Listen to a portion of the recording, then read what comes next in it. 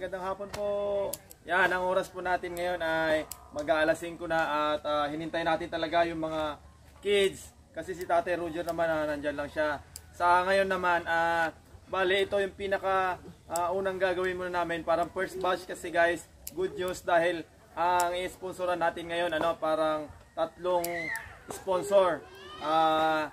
Ngayon unahin ko yung yung 4 na gustong bigyan ng isang followers natin na ang pangalan ay si Sir Anton.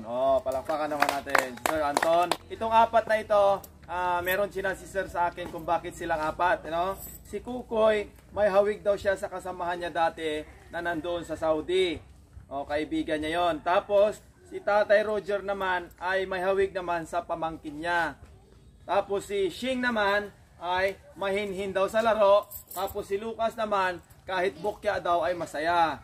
So yun yung nagustuhan niya. At grabe, nakakatuwa naman kasi kahit sa mga ganun pala, napakasimple lang.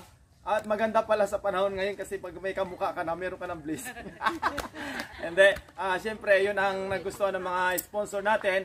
At i-clarify ko lang sa lahat ng mga lahat ng mga viewers natin, sa lahat ng mga ibang sponsors natin, ang namimili kung bakit sila, hindi ako, kundi yung nagbibigay ng cash.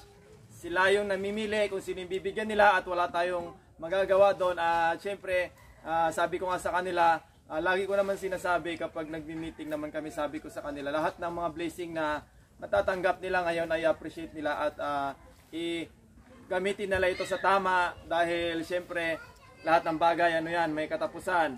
Although ngayon, sila Kukoy, si Lucas, si Shing, si Tatay Roger, pwede naman sa mga ibang araw ay susunod, ibang tatay naman o ibang kids. Kaya ngayon, kung may matanggap man tayo, magpasalamat na lang tayo, okay? Yan. So, unahin ko na si Tatay Roger. Ang binibigay ni Sir Anton ay 2,000 pesos. Okay, yan. Tatay, ano masasabi mo kay Sir Anton?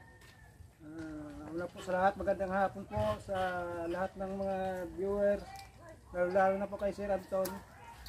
Sir, maraming salamat po sa binigay niyo pong cash.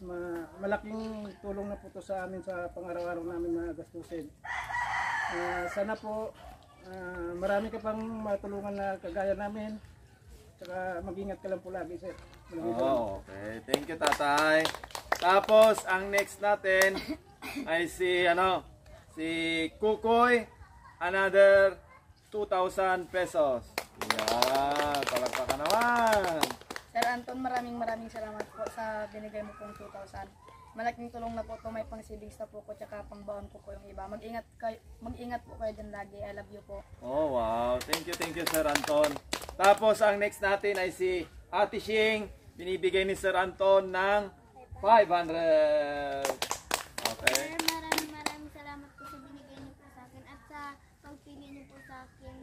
Ayun. Sana po mag-ingat po kayo lagi at sana po lagi po kayong good health. I love you po. Okay, thank you, Ate. Tapos ang next naman ay si Kuya Lucas. Ano masabi mo kay Sir Anton? Maraming salamat po Sir Anton. May pambahan na po. Hindi niya guys may lakas kasi meron siyang tututula, may singaw siya dito sa gilid.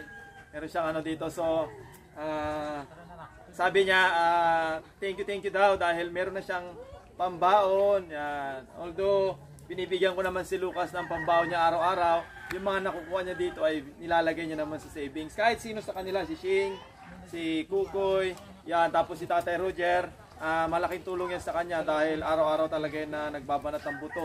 Pumupunta yan, wala siyang sinasayang na oras, kaya natutuwa ako dahil sila yung isa sa mga nabigyan ng blessing ngayon. At yun nga,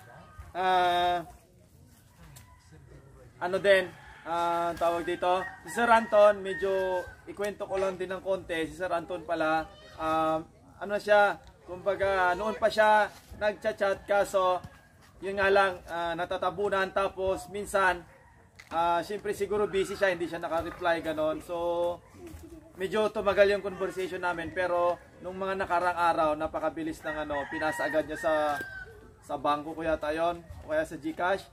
Pinadala niya tapos ito na nga, dumating na. At sana sir mas marami, mas maging triple pa yung balik sa'yo at yun nga sabi ni Shane kanina, sana lagi kayong good health para mas marami pa po kayong matulungan na mga tao kagaya nito. Napili natin sila, napili mo sila. So, nakakatabala ng puso kasi napakasimpleng bagay lang na nakita nyo sa kanila, ugali sa mukha o ano, pero nabigyan nyo sila ng blessing. Yang mga pera na yan, hindi yan masasayang. Pambaon nila, tapos sila, Tate Roger naman, pwedeng bili niya ng bigas. So, Sir Anton, kung nasan ka man ngayon, maraming salamat at mag-ingat po kayo dyan. Hanggang dito na lang po yung video namin. Bye-bye!